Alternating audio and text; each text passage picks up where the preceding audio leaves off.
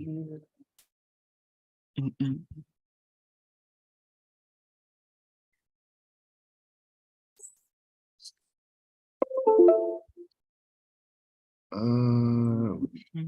Ready to go. Get ready to get it cracking.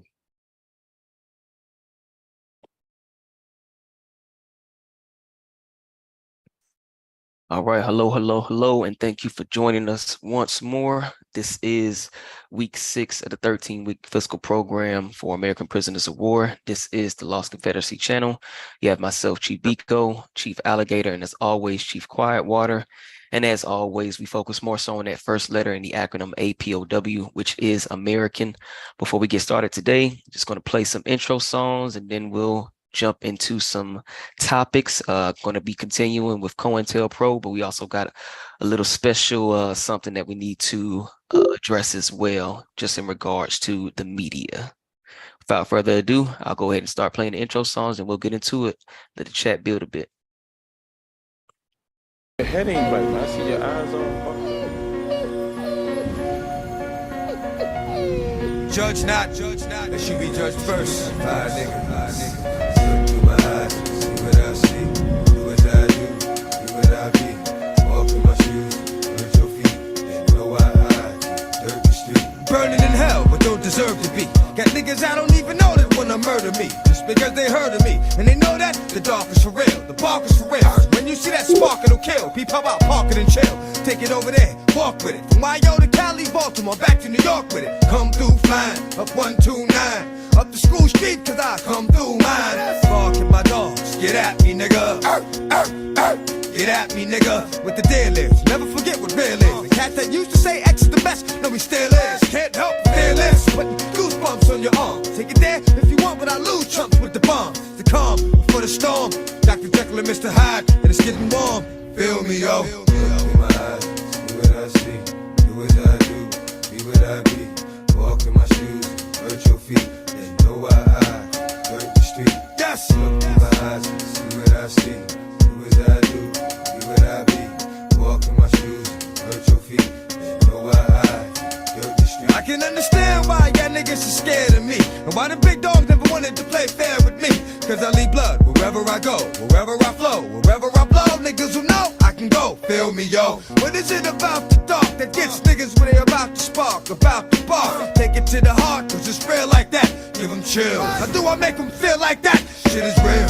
What you don't know is gonna get you with the steel. What you don't know is gonna split you like a blaze tracks. Make niggas play racks and raise stacks. Payback's a bitch. Didn't you used to say that? Play around in dirt, you get mud. Cause you know I can either spread love or shed blood. And bloodshed turns the mud red and real sticky. Or I can hit you from the roof, make it a quickie, for real. Do my eyes, see what I see. Do what I do, be what I be. Walk in my shoes, hurt your feet. And know why I dirt the street. Yes! Look in my eyes, see what I see. Do what I do, be what I be. Walk in my shoes, hurt your feet. And know why I dirt the street. I bear my soul, niggas wouldn't dare. My role gives a nigga hard to go, but with a hole. Lost all control, my shoulders hold a lot of weight. Just like first I'm sold the eighth, then told it's not an eighth. But then it's out of state, and it's too late for changes to be made. That's what I get for fucking with strangers in the shade. This is it, yeah, niggas got to give me a plate. For the same reason that fate chose to give me the weight. Take away hate, now I'm supposed to love the one that cursed me. The one that wouldn't give me a cup of water when I was thirsty. It was always him versus me, but now I gotta teach him. Personal feelings put aside, cause now I gotta reach him. What I'd like to do is turn my head like I don't know him. But it seems like I've been called on the show, so I'ma show him. And if you've never met me, then you've no right to judge me. You got a good heart, but this heart can get ugly. See what I see, do what I do, be what I be. Walk in my shoes, hurt your feet. And know why I dirt the street. Yes! Look in my eyes, see what I see. Do what I do, be what I be. Walk in my shoes, hurt your feet. And know why I dirt the street. Feel the pain, feel the joy of a man who was never a boy, for real.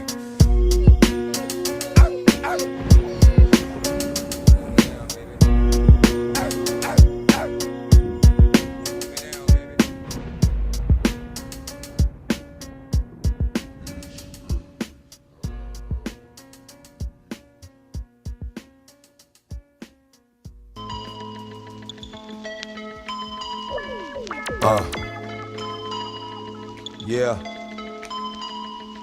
If you love something, let it go. If it comes back to you, it's yours. If it doesn't, it never was. Hold me down, baby. Either let me fly or give me death. Let my soul rest, take my breath. If I don't fly, I'ma die anyway. I'ma live on, but I'll be gone any day. Either let me fly or give me death. Let my soul rest, take my breath. If I don't fly, I'ma die anyway. I'ma live on, but I'll be gone any day. Hold me down, niggas wanna know me now. Didn't wanna play with me, wanted to show me how. Know me out, cause it's all about the bark. Let the dog loose, baby, it's about to spark. Light up the night, like the 4th of July. Niggas know when I let go, niggas die. If it's why, and you don't know, you slow like Baltimore. If you ain't trying to go, you blow. I soak up all the pain and accept it in silence. When I let go, it's violence. Cause the wildest is the dog walking up the tree for the cat. In the fog, what y'all niggas see is the bat. Flapping away, but I'm blind like Stevie. Niggas don't hear me, still trying to see me. Stop being greedy, you heard what I said. Let me go, let me flow. Either let me fly or give me death. Let my soul rest, take my breath. If I don't fly, I'ma die anyway. I'ma live on, but I'll be gone any day. Either let me fly or give me death. Let my soul rest, take my breath. If I don't fly, I'ma die anyway. I'ma live on, but I'll be gone any day. I sold my soul to the devil, and the price was cheap. And yo, it's cold on this level, cause it's twice as deep. But you don't hear me, ignorance is bliss, and so on. Sometimes it's better to be thought dumb. Shall I go on? Yo, on the real, with the deal, it's a mystery. How is it I can live and make history? If you don't see it, then it wasn't meant for you to see. If you wasn't born with it, it wasn't meant for you to be. But you can't blame me for not wanting to be held. Locked down in a cell, where the soul can't dwell. This is hell, call me the devil and give me the key. But it can't be worse than the curse that was given to me. That's what I live for. You take away that, and I'm gone. There's a difference between doing wrong and being wrong, and that ain't right. Let's keep it fair, baby. Put me in the air, and I'll take it there, baby. Yes. Either let me fly or give me death. Let my soul rest, take my breath. If I don't fly, I'ma die anyway. I'ma live on, but I'll be gone any day. Either let me fly or give me death. Let my soul rest, take my breath. If I don't fly, I'ma die anyway. I'ma live on, but I'll be gone any day. I'ma flow regardless, because I'm an artist until I'm trapped. I'ma continue to hit the hardest, whether I scrap or rap. You give me dap, but you ain't my friend. I see it in your eyes, you contemplate my end. Yes. You waiting for that bend in the road when you were told that you would go when you were old. If you died young, it was cold. So, not for nearly what it was worth. Think back 26 years, be like, what if his birth was a miscarriage and I never existed? Have I given something that if taken away, you'd have missed it? Didn't know that I persisted, it was the call of the wild. I merely say what's in my heart, and you call it a style. Don't put it in a cage, don't mistreat it. You say you hunger for knowledge, here it is, eat it. Another song completed, it's another thought captured. Yes. Let me do my thing, I got it locked with this rap shit. Either let me fly or give me death. Let my soul rest, take my breath. If I don't fly, I'ma die anyway. I'ma live on, but I'll be gone any day. Either let me fly or give me death. Let my soul rest, take my breath. If I don't fly, I'ma die anyway. I'ma live on, but I'll be gone any day. Or give me death. Take my breath. I'ma die anyway, but I'll be gone any day. Oh, give me death. Take my breath.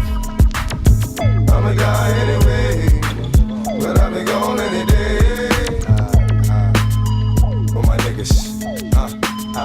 For my niggas. For my niggas. For my niggas.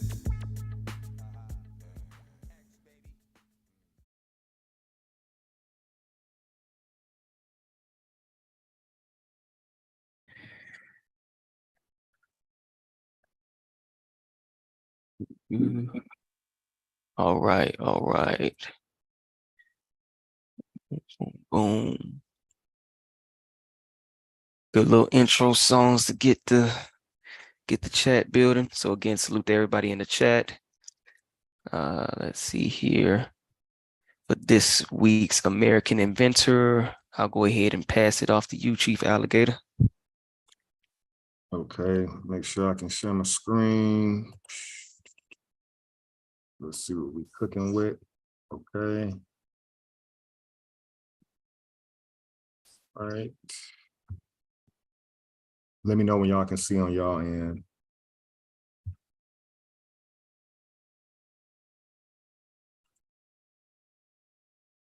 It says it's sharing, but nothing has come up yet. Okay. All right. While we're waiting on that, this week's American inventor is going to be William F. Burr. Last name spelled B-U-R-R. And the patent date for this invention is going to be October 31st, 1899. And Mr. Burr invented the switching device for railways.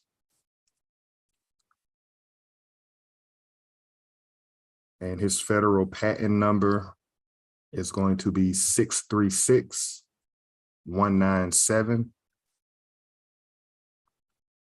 And as my screen opens up so that I can open up the image, this switching device for railways, this invention device along the route for controlling devices on the vehicle or vehicle train to release brake, to operate at warning signal at selected places along the route. Intermittent control, simultaneously mechanical and electrical control, controlling mechanically. So as my screen, there we go, starts to populate, click on my image so that we can see figure 1 here. Let me know when you can see it on your end. Good to go. Okay. So we can see right here, if it wasn't for Mr. William F. Burr, trains would not be able to change directions because he invented the switching of the railways. So again, being redundant, but repetition is the key to learning. We cannot descend from slaves when this was a mechanical and an electrical engineer. In order to have railways switch from one position to a next, as I move this image up, you can see his mechanical engineering aptitude for this device right here with the pulley and the several different levers that are up under it. In addition to that, he says he integrated signaling within this as well so that people would know that the railway was going to be switching. So that's this week's American inventor. Their family does not receive a percentage of income for this invention.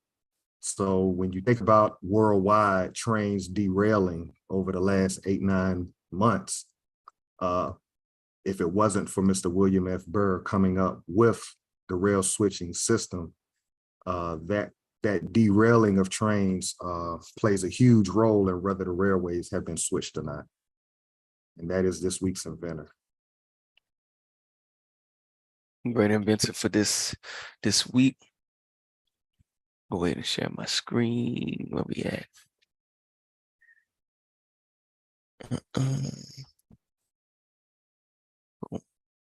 All right. And Chief Quietwater, which quote did you want to go with this week? Let's see. Let me see which one. Let's do 2, like up to 2. All right. I think this is the one. Negroes, however, sometimes choose their own leaders, but unfortunately, they are too often the wrong kind. Negroes do not readily follow persons with constructive programs. Almost any sort of exciting appeal or trivial matter presented to them may receive immediate attention and temporary, at least liberal support. When the bubble collapses, of course, these same followers will begin to decry Negro leadership and call these misrepresentatives of the group rascals and scoundrels. I think this is important simply because, like, every week we're sending these emails to the Congressional Black Caucus members, and we're not getting an overabundance amount of responses back. But those are supposed to be our leaders. And so we are the ones who have to make them accountable for what it is that they need to do to represent us. So we just have to be careful of who we choose or who we decide to call our leaders. And because at the end of the day, when things don't go the way that they are supposed to go, we're basically looking at those leaders for accountability, but we're not doing what we need to do in order to enforce and make them do what they're supposed to do on our behalf. Excellent point. Excellent point. And just to kind of segue from that, yeah, still no correspondence. Again, this is going on, I believe, week 4 of us sending these emails to Congressional Black Caucus congressmen and women. So far have heard from one, and that's just one staffing member or staffing officer of a congressman, and that would be David Scott, that we briefed everybody on last week. But again, as you stated, no abundant outreach from any of these people that we've contacted, even though they're supposed to represent our particular group. And I think it's just telling that they aren't responding to the group that they're supposed to represent. So again, it kind of goes back to the question, who are they representing? Again, Black is not defined in Congress. African American is not defined in Congress, yet they use both of those words when we took a look into their about section in their history as far as the Congressional Black Caucus's site. And as we saw, and we'll probably do it before we close out today, it says African American and other marginalized communities or minorities. And again, not being very specific on who they're representing. So again, I think that's very telling and definitely a great quote for this week. Any thoughts on that, Chief? No, yeah, I'm with y'all on that one. It's self-explanatory at this point. I do believe that you did get 2 correspondences since we started this email campaign. You had one of the representatives coming out of DeKalb County in Georgia, correct? Correspond initially. Correct. So the first one was the scheduling, I believe, officer for Hank Johnson. Didn't get anywhere past just asking us pretty much what we were trying to have a meeting for, which was already put out within the initial email that everyone, saw, as well as the template. So nothing past that. But then as far as David Scott actually having someone call me personally and us pretty much have a conversation, and again, still try to get this meeting with David Scott, but nothing has transpired since that call. So definitely, as you stated, definitely 2 so far, but nothing past just initial briefings. So no setting up of meetings or anything like that has happened yet. Okay. What about that number that we got last week? Were you able to correspond and reach out with that number? Yeah, so I did reach out to that number, got an email for another scheduler for, in particular, David Scott. Sent another email to them, still no response as of yet, but definitely will keep the people, updated in regards to anything that comes from that. But yeah, definitely nothing yet, but continue every Monday. Going to be sending out these emails to these congressmen and women alike until we can get them on a platform to where we can ask them these questions directly. Correct. So basically what you're saying is fear paralyzes. So we're showing people that there's no reason to fear these people. We're on the Yellow Brick Road headed to the Wizard of Oz, and we got some lawful questions based on government records so that we can start making sense out of all this nonsense. It's on you, Chief Eco. Absolutely, absolutely.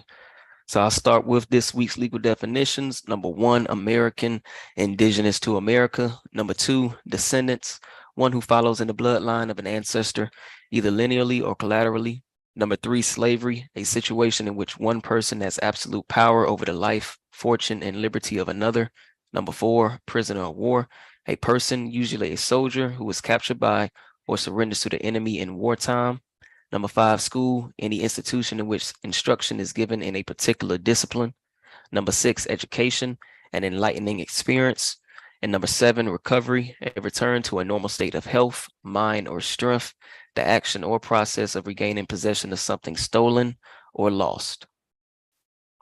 And as we scroll down to our Maroon historical points. Number 1 was a person escaping slavery, seeking freedom, or breaking the law.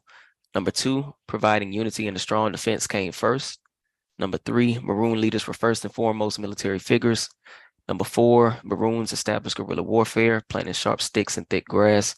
And number 5, Maroons knew their European enemies' language, defenses, and plans. And that is our 5 Maroon historical points and legal definitions. Jump in here. Chief Biko, Okay, can, definitely. can you hear me, Chief Biko? Yeah, I got you.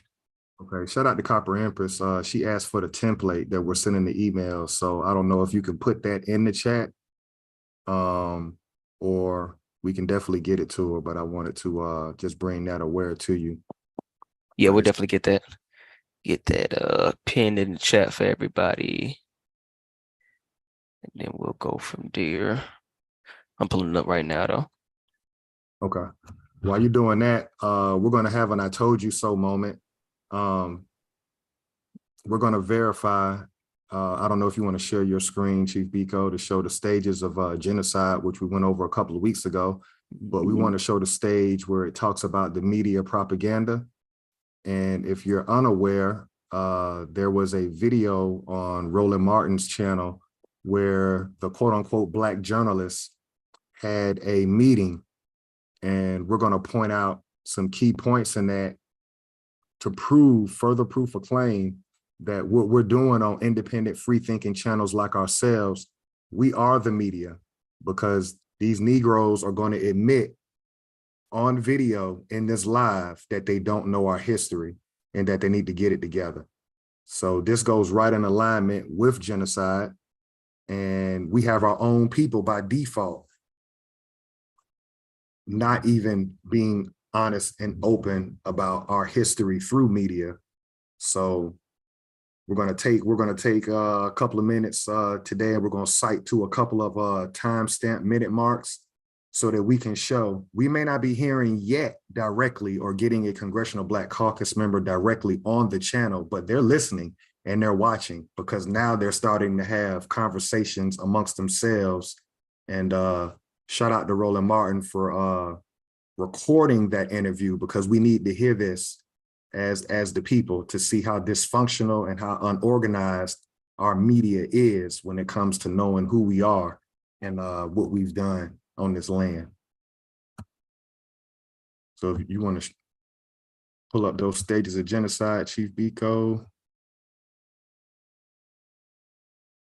anything you want to say, Chief Quietwater? Just the fact that, you know, we put that out there in regards to the 10 stages of genocide a couple of weeks ago, whenever we did it. And it was steps that I never knew, never realized that we're like right slap in the middle of them, but it's just throwing it back in our face that there's points, just recent things that are happening that shows us that we have proceeded through pretty much all of those steps. So I think it's important for people to just keep that in the front of their mind, rather, not in the back of their mind, of where we are as a group of people. Yeah, I Okay. definitely agree with that. Are the stages showing? I should be sharing my screen. I'm not sure if it is. Your desktop is showing, but not the stages of genocide. Okay, hold on. All right, should be good to go. Okay. And so which one would be dealing with media? Which stage of genocide? So that would be polarization number 6. Okay. Polarization, stage 6 of a genocide. We're already all the way. We're working all these steps currently, but polarization, propaganda begins to spread by hate groups. The Nazi used the newspaper, their Sturmer, to spread and incite messages of hate about Jewish people. So in this reference, they're using the communication device known as the newspaper. Of course, in today's world, it's going to be social media, newspaper, and TV. If you could stop sharing your screen, I'm going to pull up this video, and we're just going to cite to a couple of markers real quick. so that we can get this. Let's see. Okay. So you shared this link in the chat, Chief Quietwater? Yes, it's pinned to the top. Okay. So we're going to say fair use, fair use. This is from the Roland Martin's channel, and this was 2 days ago. And the title of this video was called The Battle Over Black History. So the first marker is going to be the 7-minute mark. This lady is chairing this event, and she's going to admit that journalists have not been doing a good job. Our people who look like us, have not been doing a good job. So let's see what she has to say. And this is a meeting of quote unquote Black journalists. Seek to push a narrative on this country, and not just in conversation, but they're running out passing laws. You know, what you can't say and what you can't teach. So it's not just debate. And it's interesting that some of the people waging this war would argue that, oh, you know, we're just protecting our free speech rights, free thoughts rights at the expense of quelching others. I think often we, you know, in our coverage, we frame this as some debate or discussion, and it's not. That's not what's happening. Also, it's not new. It didn't start. What if you could do SEO smarter and faster? With Wix, you can edit your meta tags page by page. Had an ad running, y'all. Bear with It me. didn't start a couple of weeks ago with the Florida standards. It didn't start several years ago with the attack on PRC. It didn't start with Nicole's excellent project. It's been an ongoing. It didn't even start in 2008, although that's probably the start of the modern freak out. But it's been going on since the very beginning. There's been this tug of war about what, you know, how America came to be and what it stands for and who belongs here. So I think we keep that in mind. And it's not just about education. It's not just about what goes on in the classroom. It's about, you know, sort of what goes on in state houses, in Congress, in the White House. It's about, again, who belongs here, who gets to have a say in how we run this country. And it's about, I believe, and I think that we, again, have not done a great job of just sort of being honest about, it's about freaking out over change, demographic change that are going on in this country, and people deciding, wait, no, not giving up, not giving a quarter, not giving an inch. And again, I was listening to some of the talk shows this morning, and you listen to how we talk about and cover these issues, and particularly in this moment, it's, you know, we cover it like, you know, we always have. Well, you know, the right says this, left says that, Democrats say that, something say that, but it's really not. And you know, it's like genteel that these gentlemen and women are having a debate over this right practice. No. It's so much more fraught and violent than that, and I just think that and this is something, like I say, I'm not speaking out of school. I always bring this up in our newsrooms, and I think we need to be a lot more vocal and intentional about calling out what is happening and encouraging and challenging our newsrooms to be honest about it. So we can see right here, she's admitting that journalists who look like us are not doing a good job, and they get sucked into other groups of people's talking points. Left said this, right said that. And, you know, we're a little late in the game, 2023, knowing that the civil rights era happened in the 1960s, that the people who look like us haven't been corresponding or communicating and properly educating the people. Anything Chief Biko and Chief Quietwater y'all want to say up until this point, where she's admitting that in newsrooms, you know, we've gotten to a point where we're just happy to be in the newsroom and employed by these TV stations, but telling the truth and being honest about what's going on, we're far removed from that. I mean, I think that is just quite obvious with mainstream media, because if that wasn't the case, then more real stories and more real information would be out there on mainstream. I mean, so it's not surprising that they're in these rooms, and it's just a job to them. It's just a job of reporting. I don't think it has any, in their sense, I don't think it has anything to do with getting the right information out there to our people. Chief Biko? Yeah, as we continue to kind of go through this video, it'll be a lot of key stopping points. One that I do remember, I believe it was the lady left of the one on the far right. I believe she has on like the black cardigan or blazer. I think she mentioned something about it not being defined within Congress, and I thought that was very telling. Again, I'm kind of jumping ahead, but I kind of mentioned that just to say, you know, today is the 58th anniversary of the 1965 Civil Rights Act. Today is when it was actually signed by Lyndon B. Johnson. So all of these, you know, meetings and things that they were having, and even these discussions as we're seeing right now with these journalists talking about, you know, Congress and how they've had pretty much are kind of falling in line with whatever stories need to be told. But when it comes to congressmen and women, and they always, you know, like you said, it's 2023. Next year, we're going to see a lot of, you know, these same congressmen and women who aren't responding to these emails be out in the streets saying, hey, we got to vote. We got to vote John Lewis, you know, voting rights or whatever the new quote unquote campaign is going to be.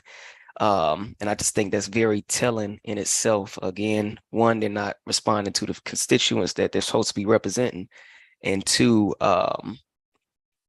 not really even trying to navigate the right parts within this government, which would be that congressional as far as making laws for our group.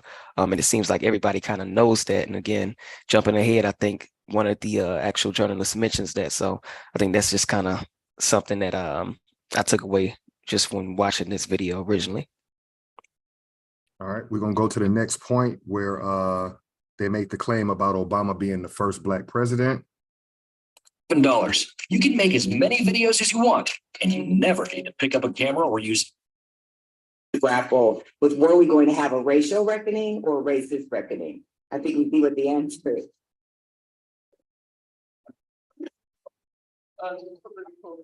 Here. Something that you said when you were talking about how in 2008, you know, people thought, yeah, we're post-racial. And I would say that the news media played a role in pushing that narrative, like, like president. And I'm always, I won't say tickled, but I always think it's interesting when people who clearly did not vote for the first Black president. And the fact of the matter is, and I think people, you know, but they always say, well, we're not a racist country, we have a Black president. Usually that's uttered by people who did not vote for Black president. And like also means always where it's appropriate, and I think it's always appropriate, remind people that most white Americans who voted did not vote for the first Black president. Now, you can say, well, most of them don't vote for Democrats, true. But if you're gonna go out bragging about how we're not racist because we had a first lady, you need to be honest that you didn't help cross that mountain. So that right there is key, because if we deconstruct this idea through the media propaganda that Barack Obama was the first Black president, if we follow his family tree, his father is from a nation in Africa and his mother descends from a nation in Europe. So we can see the issue with calling him Black. Black is not a lineage. It's make-believe. And in addition to that, this so-called first Black president was never a part of the Congressional Black Caucus. So I wanted to cite to that because it's interesting how they put this man in our face. But if you do his family tree, you will realize that he is not us. He looks similar to us, but he is not us. Chief Biko, Chief Wildwater. Yeah. Again, I just think that it goes back to the miseducation. You know, we want to be included in everything that's that, you know, just included in the narrative that's already written for us, and just going along with what's put in front of us. But at the end of the day, like you said, he looks like us, but he's not us. You can't call him Black, and neither of his parents were born on this land. So it just further shows how far left we are. Correct. Correct. And I was just going to say that as well. You know, we have somebody who is, you know, using this Black catch-all phrase pretty much, because that's all it seems to be at this point. Anybody who has any type of melanin will be considered Black. But as you stated, has no lineage connecting to this land, whether it be on his father's side or his mother's. Yet, as you stated earlier, Chief Quietwater, just trying to find some type of connecting piece. And I'm not talking to individuals, you know, on this panel or on within the chat, but if we're talking about as a collective, you know, oh, he's the first, you know, Black president. First of all, what does Black mean at this point? Because it seems, again, anybody with any semblance of melanin can be considered, you know, Black. So what are we talking about? What is Black actually? And that's a great point that you brought up as well, Chief Alligator, when it comes to him not being a member of the said Black caucus, yet getting that title of first Black president. Definitely is telling in itself. Correct. So we're going to jump to the 20-minute and 46-second mark, where they're going to state that only 5% of political reporters are actually quote unquote Black. So that's less than 1 out of 10. All right. And that's huge, because when it comes to politics, which equals resources from said government, we're not there reporting on what we need. So you can see benign neglect is in full swing. So I'll go ahead and jump to that mark real quick. Right, and we just have to sort of brace ourselves. Just briefly, one of the reasons we missed that story is because of why NADJ was founded. Our newsrooms do not reflect the diversity of this country. In 2008 and 2012, I was a political reporter in Arizona. And so we were covering it from, quite frankly, the McCain perspective. You all probably saw, I think it maybe was about a month ago, Pew Research Center put out a report on what our media looks like. And only 5% of political reporters, political journalists in our entire country are Black. And so that means that there are newsrooms, multiple newsrooms, probably most newsrooms, where there are no Black people covering politics. And that's not to say that you have to be Black to understand race. My younger brother's an African-American studies major, and he reminds me that most of his professors are not Black.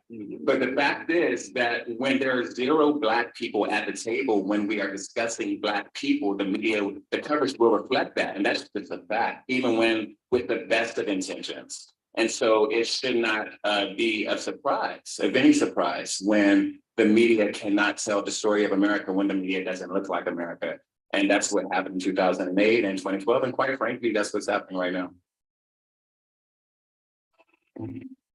Southern Link employees, every day, we are on the front line of mission. Apologize for the ads that's coming through, y'all.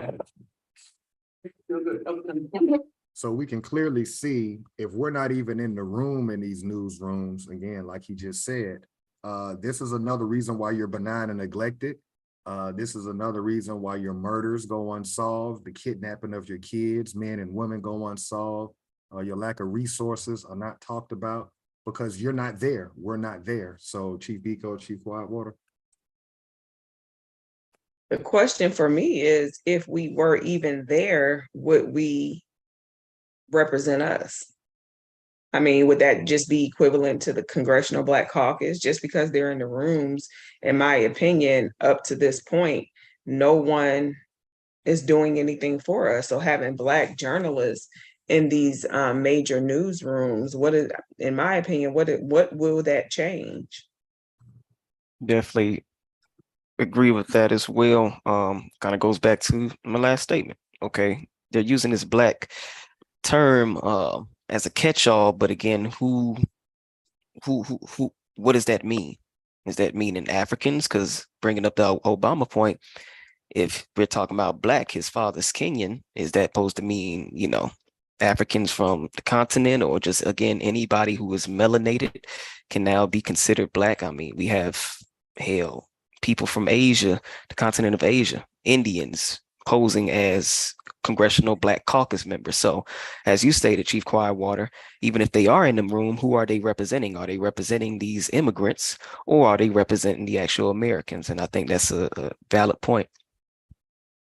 Okay, great bill, y'all. So this next mark, we're going to go to the 22-minute mark, 22 minutes and 57 seconds mark, 22 minutes and 57-second mark, where the person that's going to speak now admits that we need to be shaken up and that most of our people dismiss the civil rights era. So I want to take this time to shout out Copper Empress that's in the chat. It's people like yourself that have a platform and speak the truth. It's people like Ab TV, Indigenous One, whoever else that I'm forgetting in this moment, having a little brain fart, but it's up to us to tell the truth.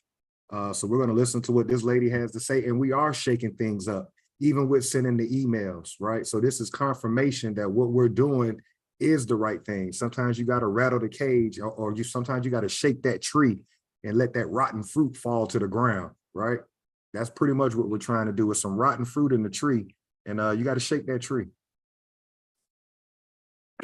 This may sound a bit peculiar, but I'm actually glad that Black history is being contested so publicly, because I honestly think some of us have gotten really complacent about the salience of Black history. Some of our students, and I'm saying this as a person who's in Birmingham, some of the eye rolling you get from students and other people when you teach about civil rights or Black history, and don't think that I don't understand where some of that comes from. We have to adopt some pedagogies that are engaging for this millennial generation. I do get that, but there were people in my generation and even older who question having a Birmingham Civil Rights Institute or really talking about this. So in a way, some of us needed to be shaken up a bit. And I don't appreciate it being done in the way that it has been, but I think it's helping us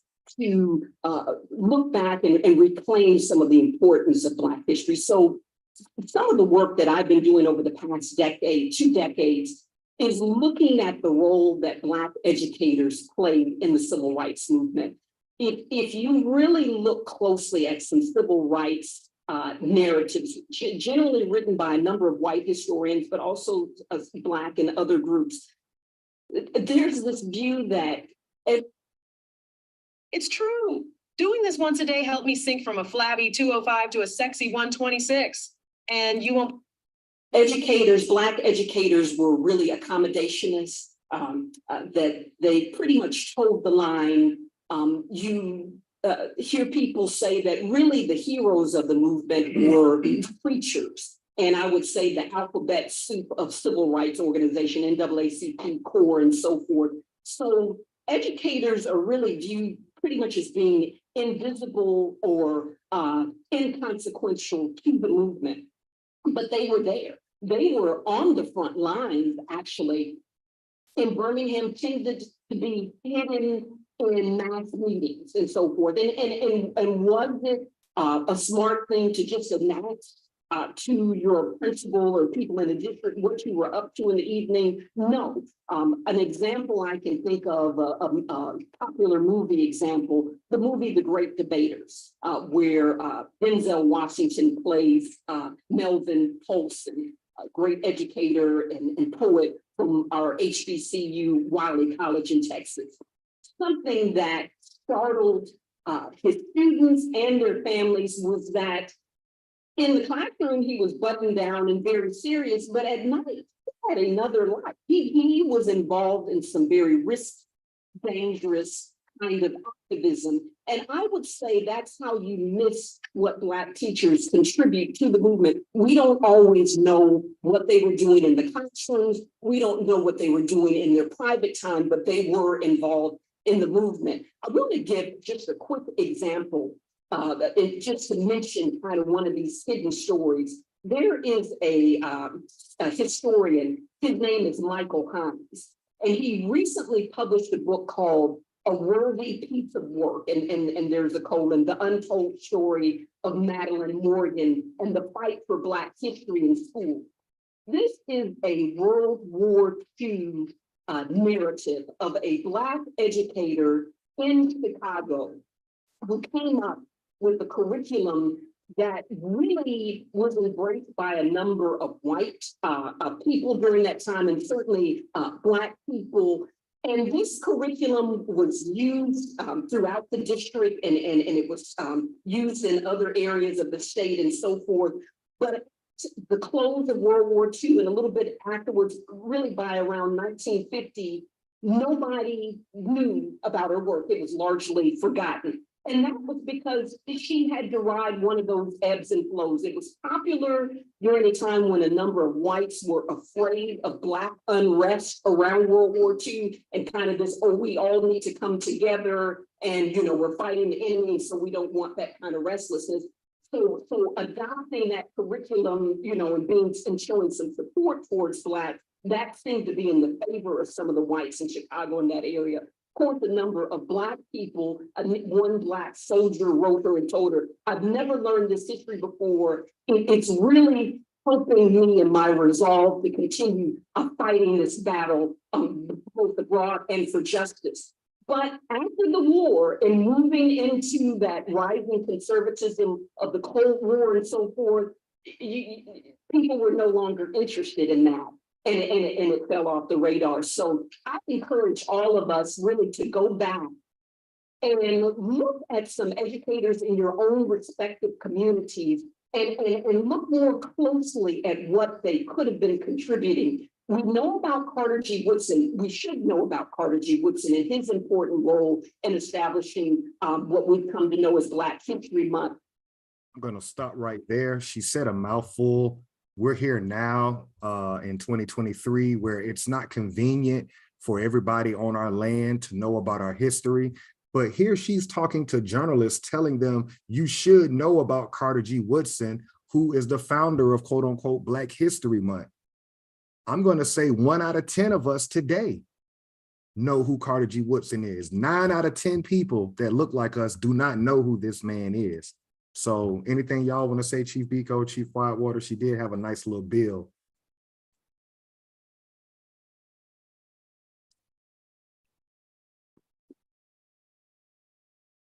Okay.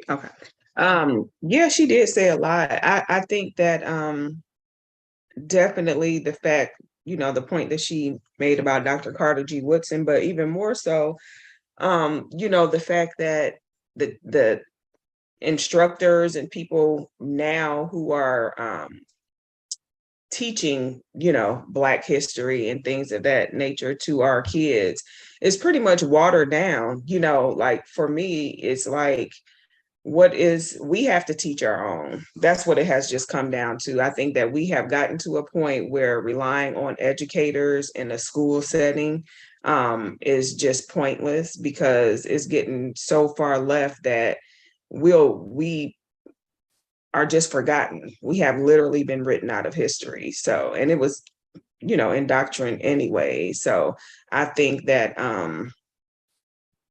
yeah, we have to rely on educating our own and just taking out the teacher and the educator, because it's too far gone at this point. Definitely say one thing that stood out to me when she made the comment about how the younger generation and even some of the older generation rolling their eyes or not being really interested in learning about the civil rights era and pretty much just our history in general. I think that rings true because they're tired of hearing the same BS narrative. I know one of the people on this video, I know we kind of skipped over it, but for those of you all that, you know, take the hour out to listen to the whole thing, I believe one of the ladies talks about a 1619 project, and definitely continues to, again, talk about the slave narrative. Some, you know, may have gone through that, but that's not, I don't believe that's not the story for a majority of Americans. As far as, you know, that slave narrative, if anything, military occupation. But I say that to say, you know, hearing the same thing repeatedly, you will get, close your ears to it. But if, say, for instance, this lady who was just speaking states, instead of, going all the way back to the slave narrative, how about each one of you students do a genealogy on your own families to, let's just say, if you can get to the early 1800s. And then let's go ahead and start building on history from there. I think that in itself would go a long way just in telling the true story of this land and our people on this land and from this land. And another thing that rang, I guess a light bulb kind of clicked. Maybe we should start reaching out to some of these journalists as well. If they're supposed to be the voice of the people, asking them, hey, ask these questions since you are, quote unquote, representing the Black community. As Chief Quietwater stated, not sure which Black you're talking about. Could be, Nigerian Black, Kenyan Black, Indian Black, or whatever at this point. But let's ask, the same questions as we're asking these congressmen. How about, since you're able to get in the room at your 5% clip that we just heard them say, how about you ask these questions and let's see what they say? Because maybe that'll, bring a light bulb in their minds to say, okay, hold on, why isn't Black defined in Congress? Why isn't African American defined in Congress? That's a good idea. Yep, great idea. We're going to do our last point before we move into our reading. We're going to do 30 minutes extra tonight because we're having an I told you so moment. So again, Copper Empress, AB TV, Supreme Chief Holiday, anybody that's out here pumping the true history, pat yourself on the back. You know what I'm saying? Stick your chest out, because they're admitting on live video that they don't know what the fuck they talking about. It's not enough of us in these newsrooms to talk about it. And here you have a woman who's an educator in Birmingham, Alabama, telling them you need to know who Dr. Carter G. Woodson is. It's a shame and it's embarrassing, but we're having an I told you so moment. This further proves that we are 100% correct, those of us that have YouTube channels and we're out here reading these documents, telling the truth. The last point I'm going to go to is the 33-minute, 45-second mark, where they admit that the journalists do not know our history, and that's the nail in the coffin. And there's a good chance somebody's trying to hack your website right now. You gotta make sure you're covered. Thank you. And thank you for the opportunity to be a part of this amazing panel and to be here with all of you. So much has been said, and I think it's important for us to pay close attention to why it is that we've missed some things, why it is that we haven't tracked, predicted, responded in the ways that we need to. And it's because we have not been good students of history. This is consistent. Even to describe some of these things as backlash, I kind of pause because it's so regular. It's so predictable. Whenever we have a movement forward, whenever we organize, whenever we make an achievement, whenever we think that we're ready to declare a victory, you can predictably expect that there will be a response in an institutionally racist, white supremacist system, which has always been this way. It has simply morphed and reconciled itself. And so if we do not remain students of history, to see how it is that we have organized, to see how it is that we have had response, we will always find ourselves surprised.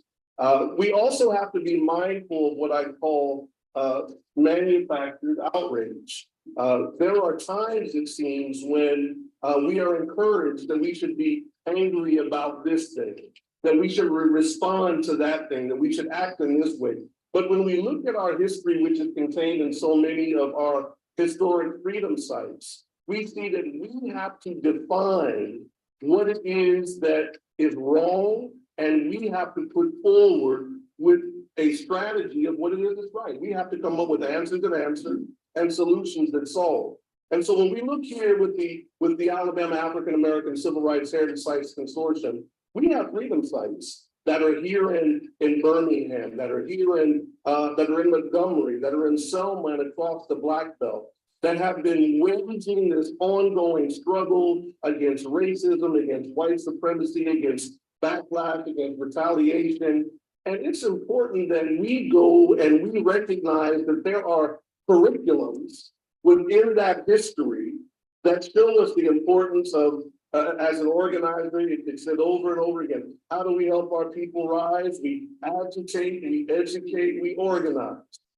I'm gonna stop right there because again, shout out to everybody that's got a YouTube channel that's dropping this proof of claim and dropping these facts. We got these people admitting openly that everyday people, quote unquote, know more than they do.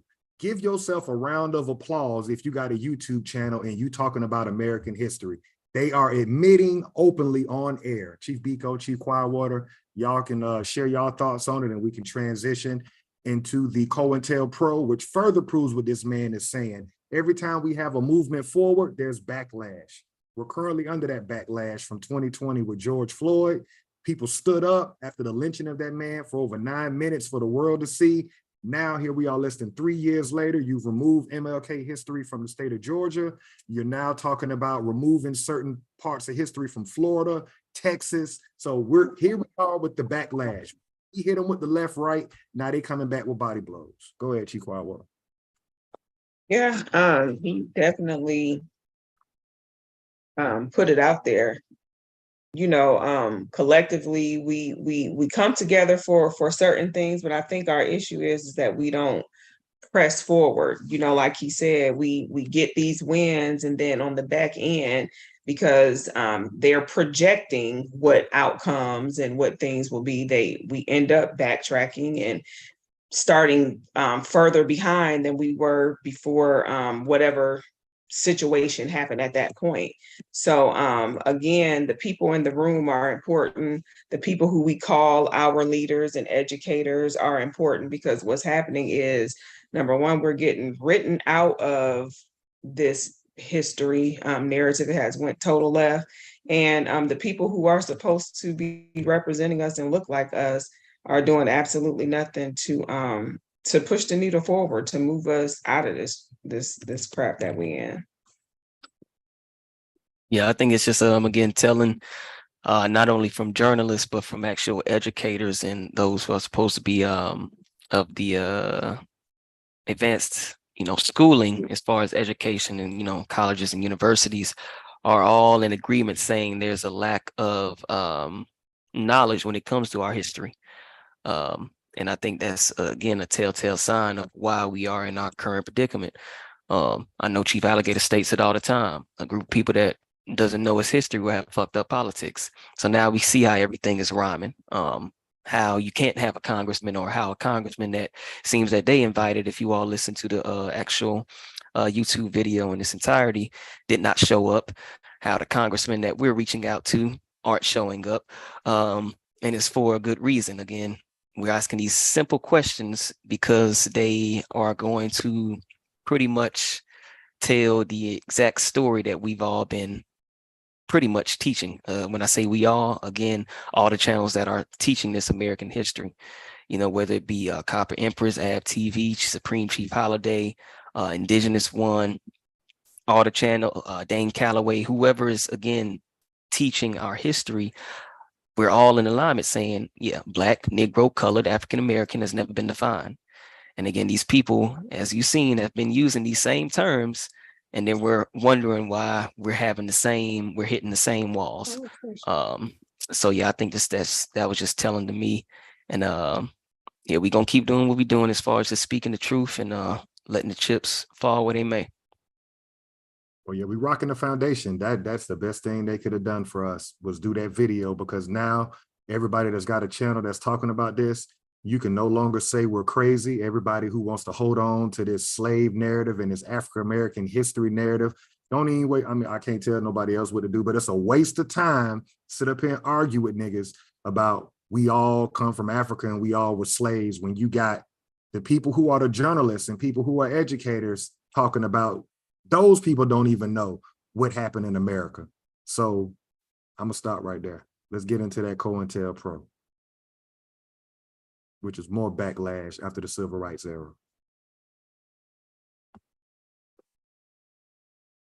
So we'll start at the top of page 28 here.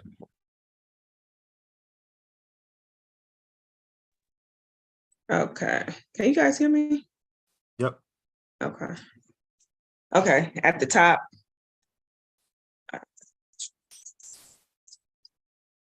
So Mr. Hoover alert to danger. Television newsman Carl Stern may have been looking for something sensational when he demanded under the Freedom of Information Act to see a memo issued by the late J. Edgar Hoover in May of 1968, ordering agents of the Federal Bureau of Investigation to keep an eye on the New Left movement. Mr. Stern may be disappointed. The memo shows that Mr. Hoover told the FBI to do what obviously was demanded by the circumstances in the United States of America at that time. There had been 159 disturbances serious enough to be classified as riots in American cities during the summer of 1967. The Kerner Commission reported in March 1968 that militant organizations and agitators have sought to encourage violence by playing on racist emotions. April saw the Columbia University campus turned into a battleground by the Students for a Democratic Society, whose chapters then began fomenting riots on scores of campuses across the country. So those riots and what they're calling the 159 disturbances, wasn't that kind of incited by the FBI? Yeah, a lot of it could have been incited by the FBI, and a lot of it, like Chief Biko said today marks the anniversary of the Voting Rights Act. 58 years. We can see the hypocrisy in it, because the lie that we're being told is the 13th, 15th Amendment. I think it's the 15th Amendment was supposed to give our people the right to vote. Well, then you're getting caught in your lie, because if that was the case, then why was there a 1965 Voting Rights Act? Right. The lies. Okay, moving along. In this atmosphere, Mr. Hoover alerted the FBI to try to neutralize organizations and individuals who spout revolution and unlawfully challenge society to obtain their demands. It was clear the target was not a legitimate political movement, but a sinister, organized attempt to sow havoc in our society. If there were any FBI memo showing that Mr. Hoover failed to understand the menace that was loose in the streets of America in 1968, Mr. Stern would have a pretty good story. As it is, he drew a blank. Now, I'll just say right quick, what you just read right there, Chief Quietwater, how they said it was clear that the target was not a legitimate political movement, but a sinister, organized attempt to sow havoc in our society. Talking about us, they're talking about themselves. Right. So you got to remember, people, they didn't want to desegregate. Right. That's why the FBI is infiltrating said Black Panther Party. It's their government. Right. Part of the lie that school teachers and the media perpetuates. It makes it seem like we all were part of this, the so-called Civil War, when in reality we're reading the FBI memos from the Civil Rights era. You can clearly see they didn't want desegregation. Right. Yeah, they didn't want any of this. We just being completely honest. We see here March 1968, that's a month before the killing of Dr. King. And then we see here where they say neutralize organizations and individuals. I know we had a whole build, I believe it was on Dr. King's birthday, or at least around that time, where we brung up the whole transcript of how the FBI had surveillance on them. Exactly. I know we read earlier within this Cointel Pro how they saw him as a threat that needed to be neutralized. So reading all of this, and as you stated, that Chief Alligator, saying, sow havoc in our society, they're targeting our group and causing this mayhem because we are reacting to what they're doing to our group. It's the same thing, the same correct. story, like we just said. Yeah. Correct. And the sad part is it doesn't matter whether you got a Bible in your hand, a Quran in your hand, or AK-47 in your hand. The government kills anybody who they feel was trying to get this one group of people freedom. So shout out to that. Yeah, you can have a Bible and claim to be a Christian. What happened to him? They shot him in the neck. You could claim to be Muslim and believe in Allah and Elijah Muhammad. What happened to Malcolm X? Or you could have a gun in your hand, AKA Black Panthers, and you're getting locked up on petty charges until you can't make bond. So it don't matter at this point. You can't win for losing. So you only live once. So why die 1,000 deaths? Correct. Live your life and live it to the fullest. Make that dash be felt. Absolutely. Like you stated, revolution in unlawfully challenged society. They deem that, like you just stated, regardless of your belief systems, whether it's a Bible, Quran, or a gun, it's all the same to them. Okay. The Michigan Daily, 83 years of editorial freedom. Okay, so subversion by the FBI. Amid the continuing controversy over the myriad of scandals that surround the battered Nixon administration, the disclosure that the Federal Bureau of Investigation worked actively to destroy the new left political groups may go largely unnoticed. According to informed sources in the Justice Department, the FBI engaged in a widespread counterintelligence program against leftist organizations from May 1968 to April 1971. So basically, they got all of their intel with the MLK and all of that. And then that's when they, I guess, not necessarily went public with it, but went hard with what their plans were, I guess. It's unfortunate that the recent revelation has been overshadowed for its long-term political significance, may be far greater than that of the juiciest Watergate detail. If these reports are true, then it appears that the American government has engaged in rather strange political behavior for a nation that terms itself a democracy and the leader of what is euphemistically called the free world. The FBI apparently decided that groups of American citizens engaged in legitimate political activity constituted a threat to the government and should be crushed with whatever means, both legal and extra legal, that were necessary. We could stop right there. That's powerful what you just said. Can we do that last couple of sentences one more time? Let me see.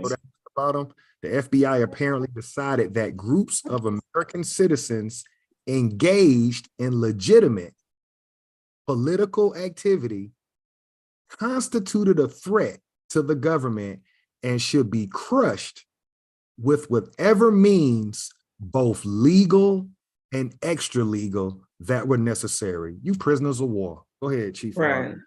Simply for the fact that it was legitimate, right? Political. Can you scroll back down? Let me read that one more time.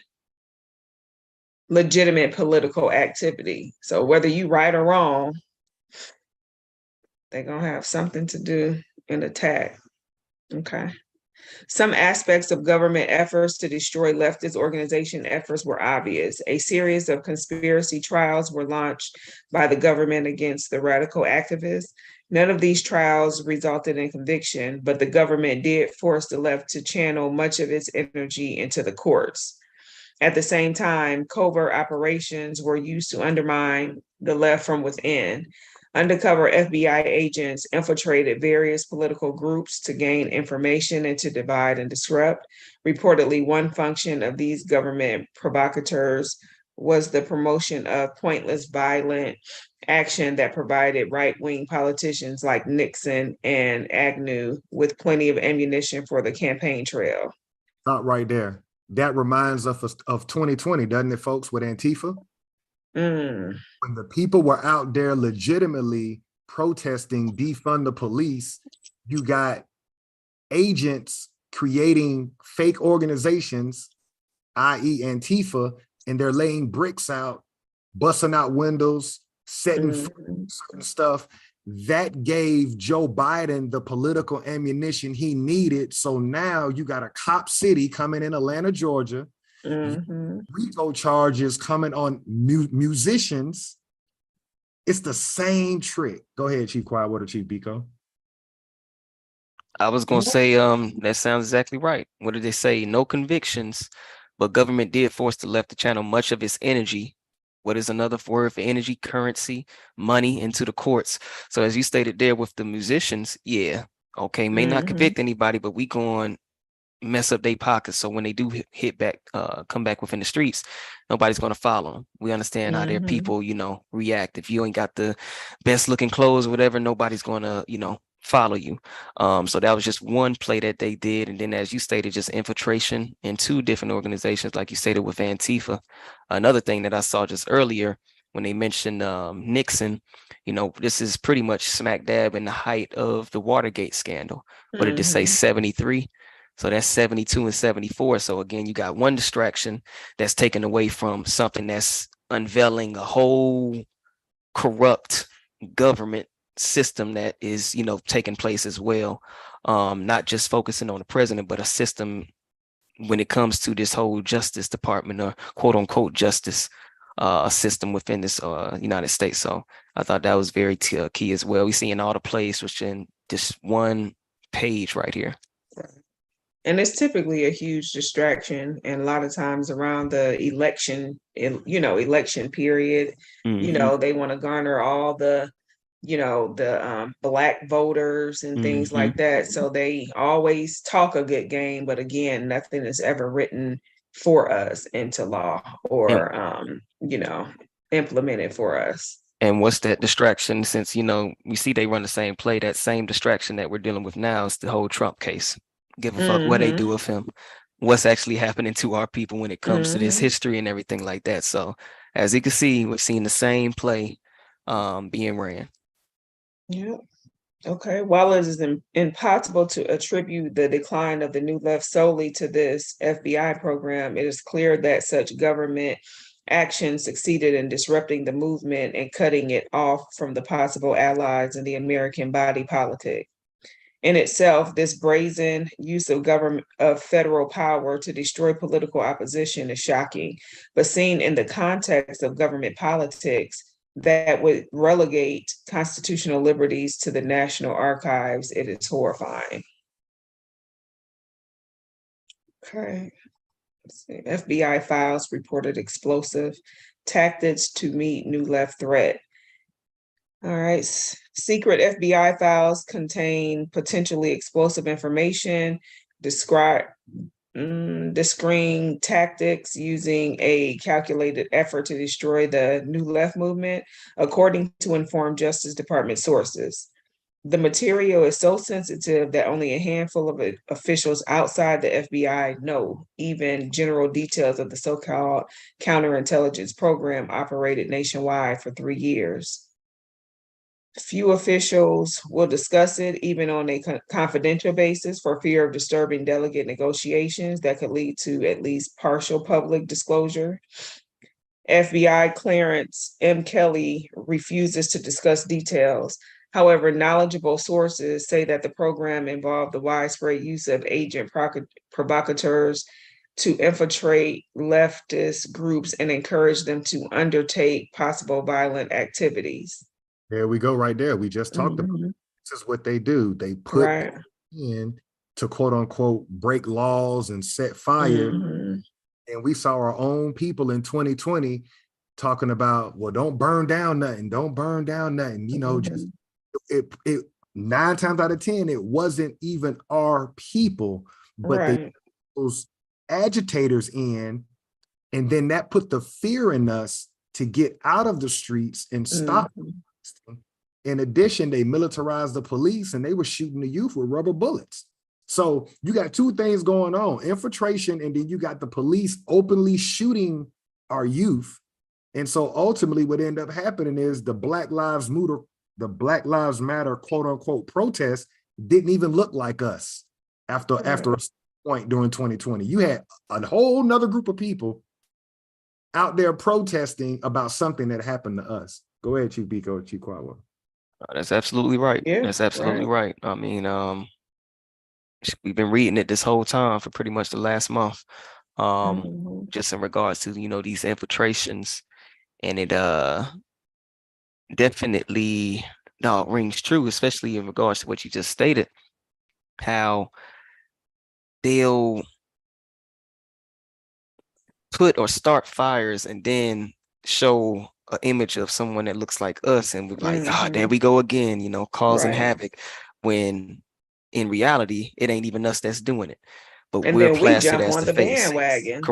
Correct. Jump on the bandwagon and saying, oh, this is why we can't, get anything, why we always, we even when we try to protest, something always got to pop off when it ain't even us, majority of the time. Okay. Hoover ordered the program on May 10th, 1968, and terminated it without explanation in a memo April 28th, 1971. Department sources say Ramsey Clark, who was Attorney General when it began, never knew about it. John N. Mitchell, the Attorney General during the remainder of the program, probably knew nothing about it. The sources say they doubt President Nixon or former President Lyndon B. Johnson knew of it.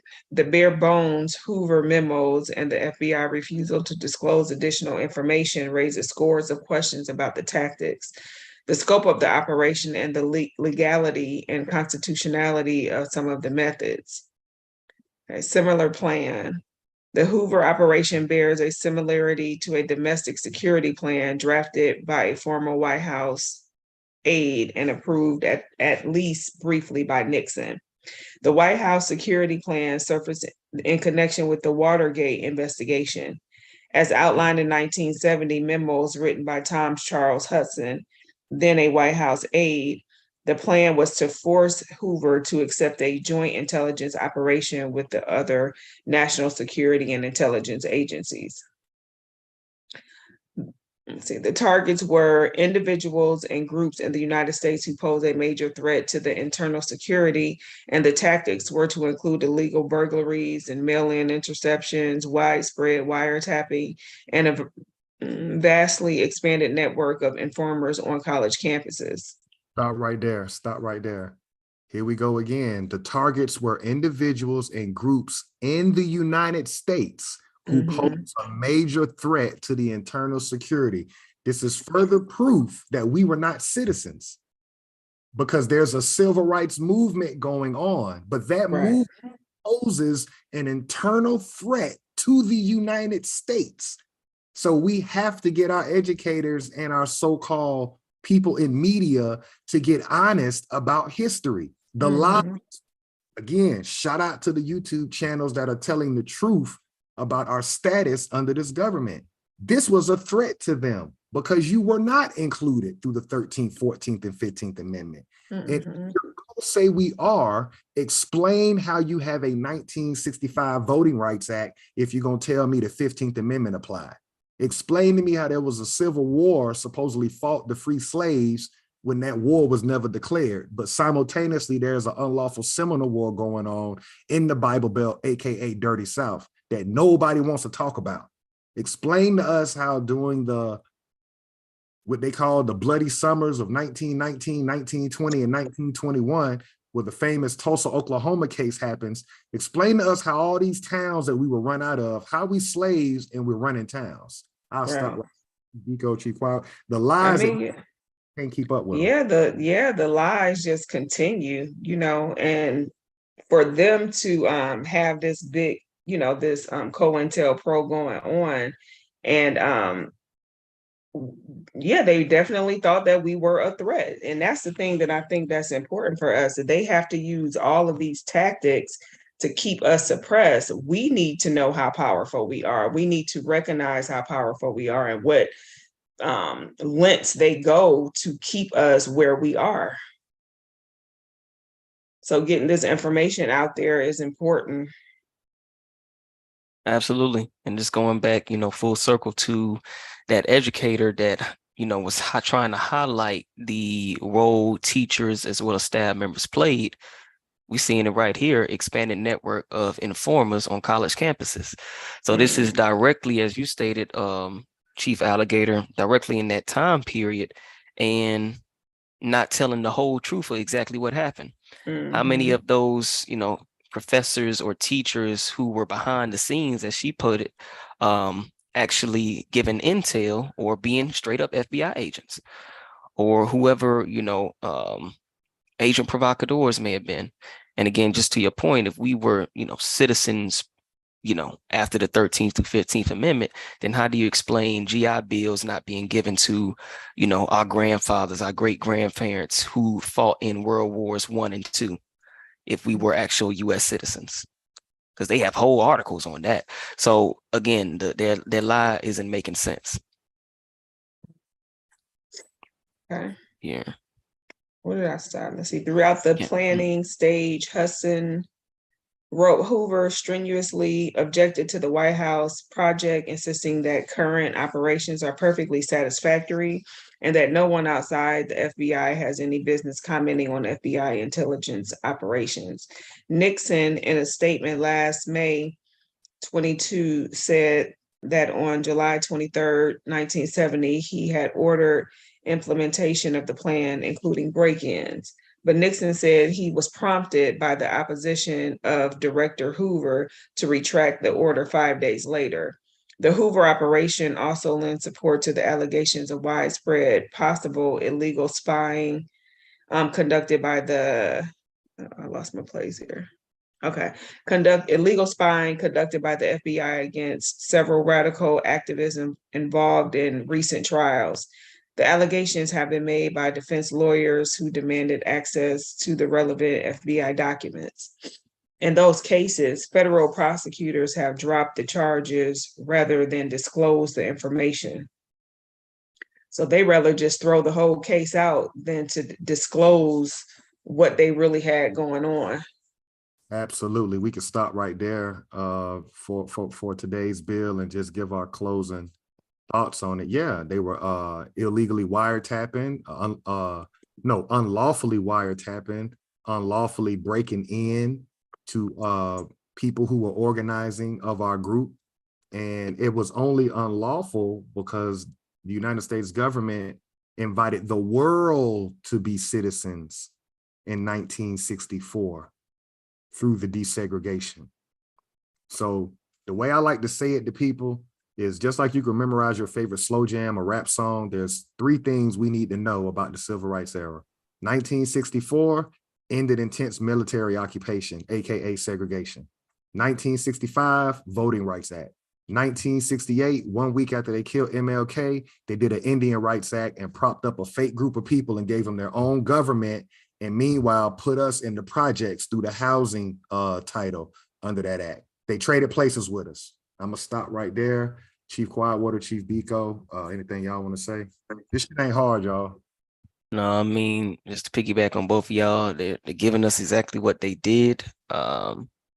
It's not far-fetched. I mean, hell, they talk about Watergate all the time. What was that? A break-in, burglary.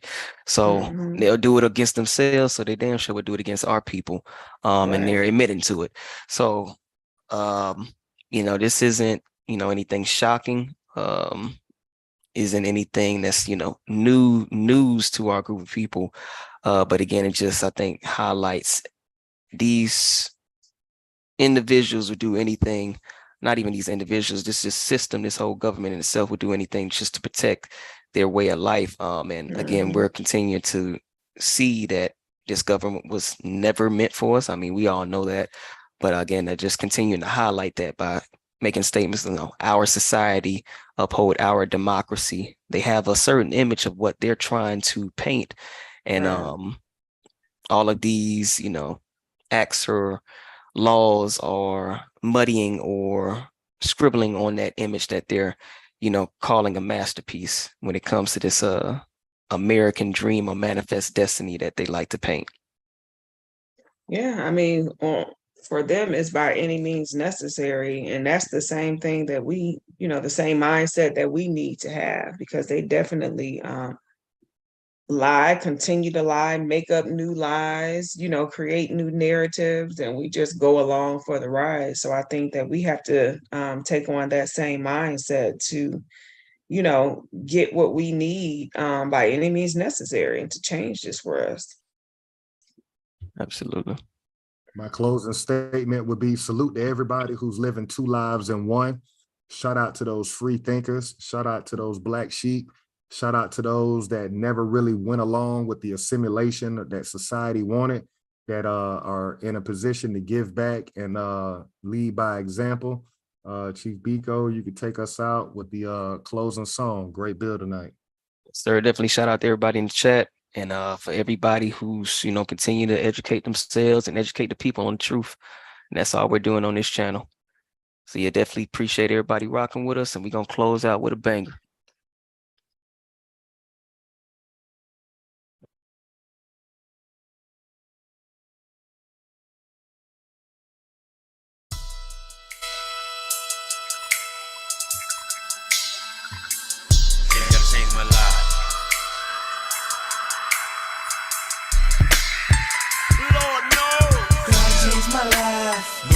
Ain't living right, y'all know I ain't chilling right, smoking out of the day and night. Gotta use my mind, gotta find time to rewind, cause I'm falling way behind. Me and my dogs be on the grind. Gotta change my life, Lord knows I ain't living right, y'all know I ain't chilling right, smoking out of the day and night. Gotta use my mind, gotta find time to rewind, cause I'm falling way behind. Me and my dogs be on the grind. Gotta watch my back, represent for the soldiers, not couple years older, help boulders and the soda. Get rich with a motive, now shit done changed. Bitches done it in the rain. I'm straight cocaine, and it ain't no thing. She's the game and it's on. Straight aim and it's on. Gotta watch my back, gotta stack my flow.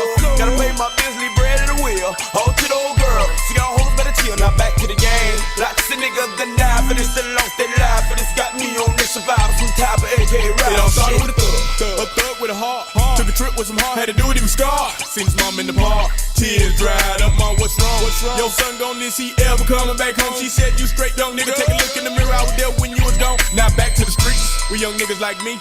Gon' do what we got to do. You ain't none without your crew, but a light in the night, and I'm thinking about you.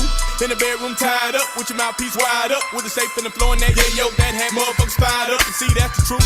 I done told my nigga this street shit ain't a game, but I'm seeing the same. Young niggas get slain for a little bit of fame and cocaine, trying to do things just for the Benzes and Beamers and bitches. Thank you, riches, don't take care snitches and niggas with triggers. Niggas better watch their back, cause the same time I'm trying to preach to you and release to you some shit you need. Young nigga with greed, don't try to put the heat to you. Heat to you. I changed my life, Lord knows I ain't living right, y'all know I ain't chilling right, smoking out of the day. They call it a jack, and they're done with a guy. G mass in the bed, let the heart do the rest. Thug and broke niggas be the best. Yes, and you'll die if you buck. Get fucked right up. So come back if you like, bring your gas if you like, and get stacked if you like. Want your back if you like, all I need is a chance. Met you into the bed, talking clown my friends for the world of the man. Then break my doors at the pen. When I'm off in the club, buzzing up for the thug. See, Hennessy in the club. Got all these rabbit ass MAGA hoes, they woke it up. I changed my life, Lord knows I ain't living right, y'all know I ain't chilling right, smoking out of the day and night. Gotta ease my mind, gotta find time to rewind, cause I'm falling way behind. Me and my dogs be on the grind. I changed my life, Lord knows I ain't living right, y'all know I ain't chilling right, smoking out of the day and night. Gotta ease my mind, gotta find time to rewind, cause I'm falling way behind. Me and my dogs be on the grind. Now find them hoes, trying to find them a man, just to pay their bills when yes they can. Wait 28 grams, take it toward the land, ain't got no plan. They'll wait for a thug, go give him a hug, show him how to be loved, then suck him up. Straight fucking them up, then get in his bins, get with all his friends, take all his ends and send him to the pen, then do it all again. Amen. But Lord forgive them, have mercy on they souls, live like hoes and share a little prayer for me in my life, cause I ain't living right, you know I changed my life, Lord knows I ain't living right, y'all know I ain't chilling right, smoking out of the day and night. Gotta ease my mind, gotta find time to rewind, cause I'm falling way behind. Me and my dogs be on the grind. I changed my life, Lord knows I ain't living right, y'all know I ain't chilling right, smoking out of the day and night. Gotta ease my mind, gotta find time to rewind, cause I'm falling way behind. Me and my dogs be on the grind. The Lord knows I ain't living right, y'all know I ain't chilling right, smoking out every day and night. Gotta ease my mind, gotta find time to rewind, cause I'm way behind. In the wrong state of mind, me and my dogs be on the grind, gotta change my life.